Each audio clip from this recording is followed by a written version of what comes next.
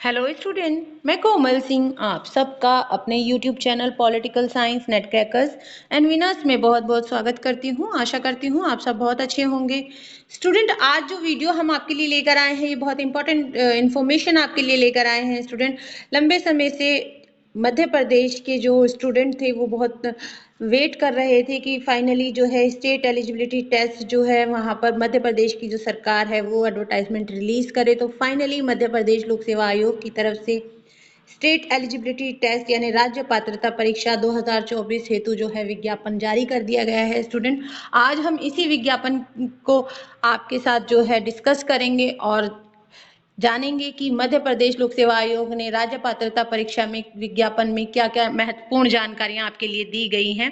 तो चलिए आज का वीडियो लेक्चर स्टार्ट करते हैं। स्टूडेंट, जैसा कि आपको पता है मध्य प्रदेश लोक सेवा आयोग जो है वो राज्य पात्रता परीक्षा 2024 का आयोजन करता है। स्टूडेंट, यह वह परीक्षा होती है जो आपको कॉलेज में एज एन असिस्टेंट प्रोफेसर के लिए एलिजिबल बनाती है। स्टूडेंट, लेकिन जो क्योंकि ये स्टेट एलिजिबिलिटी टेस्ट है तो आप सिर्फ उसी राज्य में असिस्टेंट प्रोफेसर के लिए अप्लाई कर सकते हो जिस राज्य का आप सेट क्वालिफाई करते हो।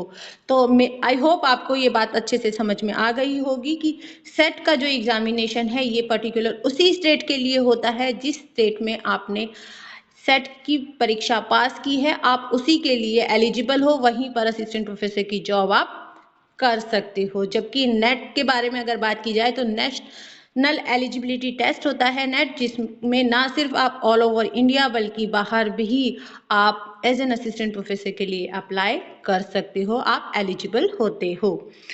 जब आप नेट कर लेते हो तो आपको सेट की रिक्वायरमेंट नहीं होती। ठीक है स्टूडेंट, तो चलिए आज हम बात कर रहे हैं मध्य प्रदेश लोक सेवा आयोग की राज्य पात्रता परीक्षा यानी स्टेट एलिजिबिलिटी टेस्ट के बारे में, जिसका जो विज्ञापन है वो फाइनली रिलीज कर दिया गया है मध्य प्रदेश सरकार की तरफ से। ठीक है स्टूडेंट, अब बात कर लेते हैं महत्वपूर्ण तिथियों के बारे में। पहले देखिए, आपको जैसे कि मैंने आपको अभी बताया कि इसका एडवर्टाइजमेंट रिलीज हो गया है, तो मध्य प्रदेश की तरफ से सेट परीक्षा का जो एडवर्टाइजमेंट है वो कब रिलीज किया गया है स्टूडेंट? 15/3/2024 से रिलीज कर दिया गया है, यानी कि 15 मार्च से ये रिलीज हो चुका है स्टूडेंट।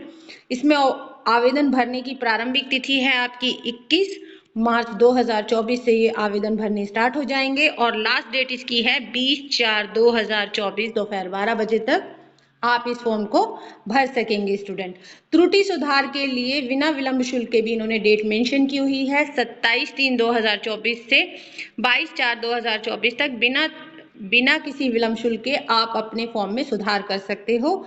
ठीक है स्टूडेंट, और विलंब शुल्क के साथ एक ऑनलाइन आवेदन पत्र भरने की तिथि आपको दी गई है 21/4/2024 से 30/4/2024 दोपहर 12 बजे तक आप इसको भर सकते हो।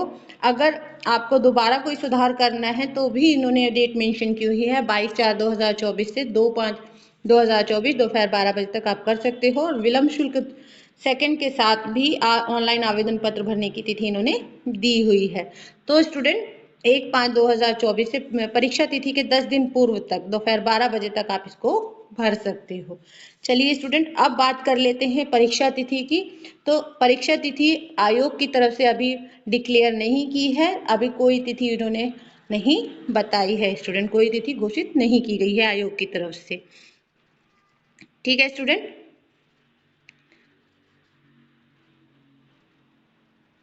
अब बात करते हैं स्टूडेंट परीक्षा शुल्क के विषय में कि परीक्षा शुल्क जो है आयोग ने क्या रखा है। तो स्टूडेंट, जैसा कि आपको पता है परीक्षा शुल्क जो है मध्य प्रदेश के मूल निवासी अनुसूचित जाति जनजाति और अन्य पिछड़ा वर्ग और दिव्यांगजनों के लिए जो है आयोग की तरफ से, क्योंकि मध्य प्रदेश के हैं वे, तो उनके लिए जो है परीक्षा शुल्क कम रखा गया है। 250 रुपये परीक्षा शुल्क का चार्ज रखा गया है, जिसमें 40 रुपये पोर्टल शुल्क अतिरिक्त देय होगा। ठीक है स्टूडेंट, अन्य श्रेणियों या मध्य प्रदेश के बाहर के जो निवासी अभ्यर्थी हैं जो आवेदन करेंगे उनके लिए 500 रुपये का शुल्क है और जिसमें 40 रुपये उन्हें पोर्टल शुल्क देय होगा। त्रुटि सुधार के अवधि बिना विलंब शुल्क के 50 रुपये प्रति सत्र होगा। ठीक है स्टूडेंट, अगर आपको कोई त्रुटि में सुधार करना है। ठीक है स्टूडेंट, विलंब शुल्क के साथ प्रथम चरण में 3000 रुपये देय होगा और विलंब शुल्क के साथ द्वितीय चरण में 25,000 दे होगा स्टूडेंट। ठीक है स्टूडेंट। नेक्स्ट अब बात कर लेते हैं स्टूडेंट कि महत्वपूर्ण बिंदुओं पर, कि इस परीक्षा में महत्वपूर्ण बिंदु क्या है। इंपॉर्टेंट पॉइंट्स आपको जरूर याद होने चाहिए और जरूर आप ध्यान में रखकर ही ये फॉर्म भरिएगा स्टूडेंट, क्योंकि कोई भी फॉर्म भरने से पहले उसके मेन इंपॉर्टेंट पॉइंट्स को जानना जरूरी है, ताकि हमारे फी हमारी खराब ना जाए और हमारे फॉर्म भी खराब ना जाए, ताकि भविष्य में हमें सुधार की आवश्यकता ही ना हो। इसलिए जरूरी है इंपॉर्टेंट पॉइंट्स को जानना। ठीक है स्टूडेंट, तो चलिए इंपॉर्टेंट पॉइंट्स के बारे में जान लेते हैं।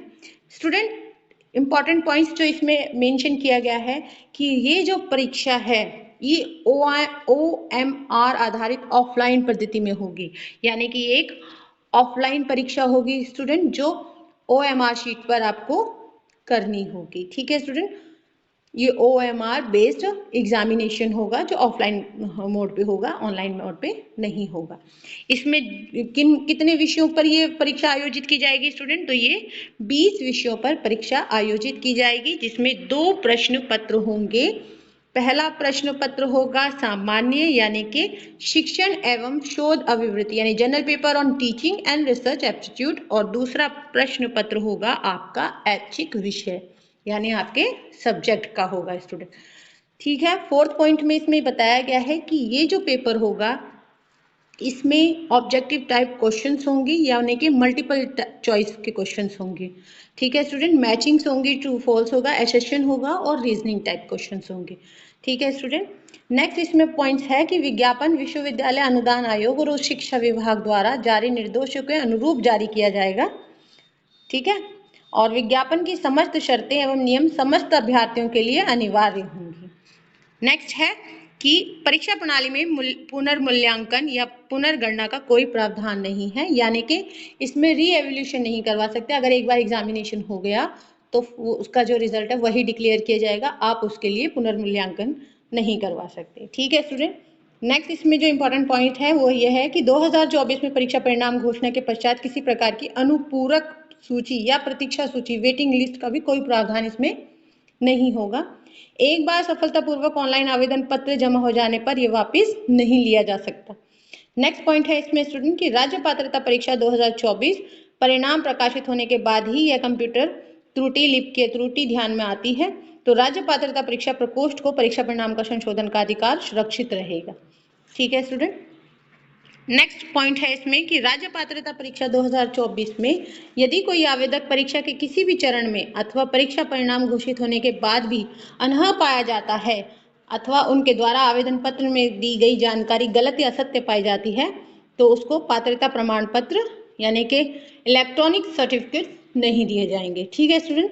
नेक्स्ट पॉइंट है कि राज्य पात्रता परीक्षा 2024 हेतु यात्रा व्यय की पात्रता किसी भी श्रेणी को के अभ्यर्थियों को नहीं दी जाएगी, यानी कि जो भी अलाउंसेस होगा, आपका ट्रैवल अलाउंसेस होगा, वो आपको अपनी जेब से खर्च करना पड़ेगा, सरकार उसको या आयोग उसको नहीं देगा।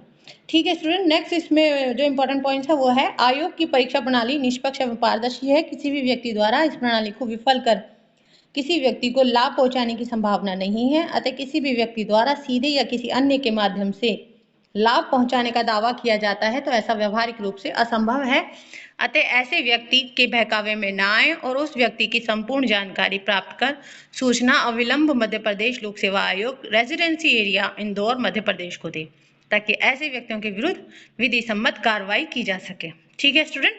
तो इसमें ये कहा गया है कि किसी भी प्रकार की इलीगल एक्टिविटीज इसमें नहीं मान्य होगी। ठीक है स्टूडेंट।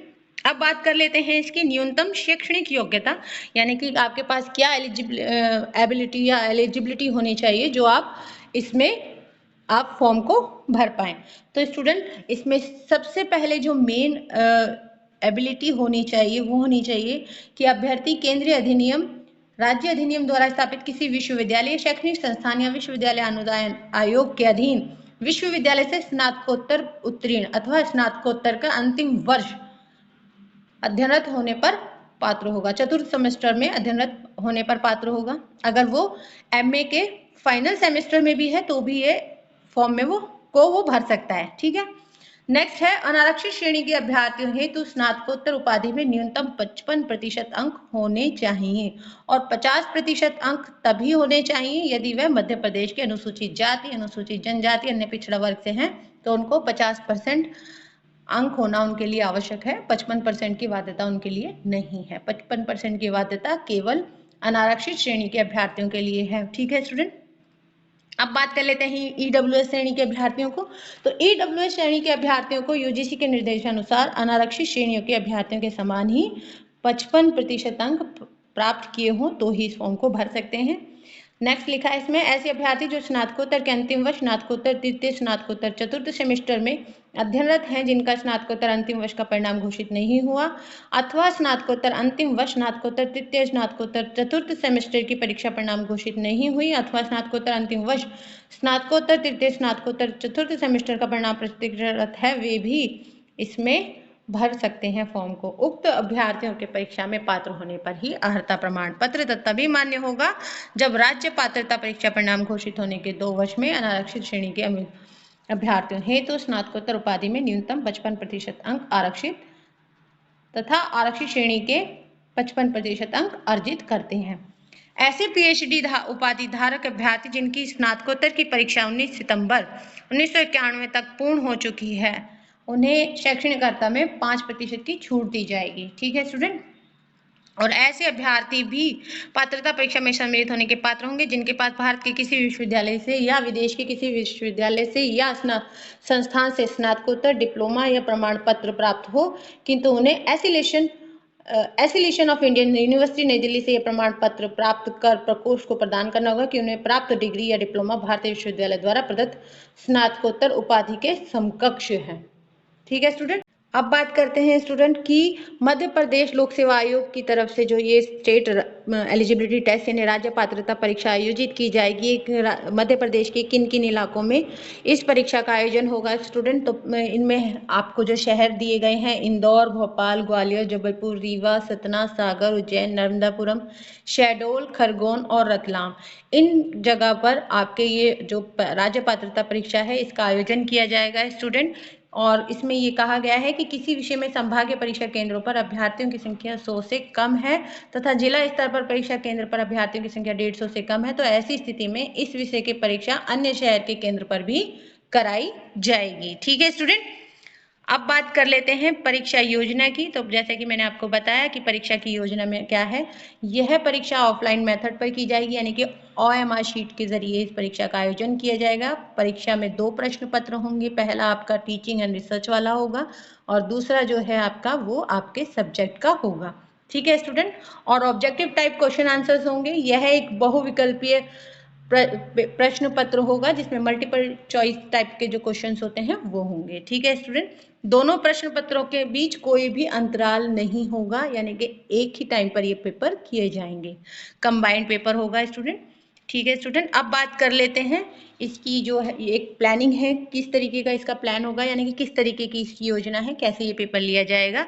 तो स्टूडेंट जैसा कि आपको पता है इसमें फर्स्ट पेपर में 50 प्रश्न आएंगे जिसके अंक होंगे 100। समय अवधि दोनों पेपर का कंबाइंड एग्जामिनेशन होगा तो 3 घंटे की अवधि आपको यानी 180 मिनट आपको दिए जाएंगे। दूसरा जो पेपर है वो 100 प्रश्न होंगे उसमें जो 200 मार्क्स के होंगे। टोटल आपके जो प्रश्न आपसे पूछे जाएंगे वो 150 प्रश्न पूछे जाएंगे जिनका अंक है आपको 300। ठीक है स्टूडेंट, तो आपसे 150 क्वेश्चन पूछे जाएंगे जिसमें आपके 50 प्रश्न जो हैं वो शिक्षण एवं शोध अभिवृत्ति यानी कि टीचिंग एंड रिसर्च एप्टीट्यूड से पूछे जाएंगे और जो दूसरा पेपर होगा आपका वो सब्जेक्ट बेस्ड होगा। और टोटल जो आपको समय दिया जाएगा इन पेपर को करने का वो 3 घंटे का आपको समय दिया जाएगा। ठीक है स्टूडेंट, अब बात कर लेते हैं आपकी कि ये जो परीक्षा योजना है उसमें अंकन योजना किस तरीके की होगी स्टूडेंट। तो प्रत्येक प्रश्न के लिए 2 अंक दिए जाएंगे, प्रत्येक सही उत्तर के लिए अभ्यर्थी को 2 अंक प्राप्त होंगे। ऋणात्मक मूल्यांकन नहीं किया जाएगा, इसमें कोई भी नेगेटिव मार्किंग नहीं है स्टूडेंट। अभ्यर्थी को सिर्फ एक ही विकल्प उत्तर के तौर पर चुनना होगा, किसी भी अनुत्तरित प्रश्न के लिए कोई अंक नहीं दिया जाएगा। एक अधिक उत्तर वाले प्रश्नों की स्थिति में उन अभ्यर्थियों को अंक प्रदान किया जाएगा जिन्होंने किसी भी सही उत्तर का चयन किया है। अगर किसी प्रश्न को विलोपित किया जाता है तो ऐसी स्थिति में सभी अभ्यर्थियों को समान अंक प्रदान किया जाएगा यानी कि 2 अंक प्रदान किए जाएंगे। चूंकि किसी प्रकार का ऋणात्मक मूल्यांकन नहीं है अतः अभ्यर्थी सर्वाधिक उपयुक्त उत्तर का ही चयन करे। ठीक है स्टूडेंट, तो ये आपका अंकन चयन हो गया है। अब बात कर लेते हैं परीक्षा पत्र का जो माध्यम होगा स्टूडेंट, तो प्रश्न पत्र हिंदी और अंग्रेजी दोनों माध्यम में होंगे। भाषा विषय का प्रश्न पत्र केवल संबंधित भाषा में होगा और प्रश्न पत्र में संरचना व अनुवाद की विसंगति की स्थिति में हिंदी में लिखे प्रश्न को ही वरीयता दी जाएगी। ठीक है स्टूडेंट, अब बात कर लेते हैं कुछ सावधानियों की जो आपको पेपर ये फॉर्म भरते हुए जो है इसमें सावधानी बरतनी है। परीक्षा संबंधी जानकारी है जो अभ्यर्थी आयोग की वेबसाइट www.mppsc.mp.government.in का निरंतर अवलोकन करते रहें। ठीक है स्टूडेंट, अगर कुछ भी आपको जानकारी चाहिए तो आप आयोग की वेबसाइट पर रेगुलर विजिट करते रहिए। ठीक है स्टूडेंट, ये बहुत ज़रूरी है। फिर अब बात कर लेते हैं कि आप इस आवेदन पत्र को भरेंगे कैसे। ठीक है स्टूडेंट, तो जब आप इस आवेदन पत्र को भरें तो सबसे पहले आपको ऑनलाइन आवेदन पत्र वेबसाइट पर www.mponline.government.in या mppsc.mp.government.in पर उपलब्ध होगा। वहां पर आप जाइए, ठीक है, जिसे ऑनलाइन ही जमा करना होगा। वहां पर फॉर्म को फिल कीजिए और आपको ऑनलाइन ही ये फॉर्म फिल करना होगा स्टूडेंट।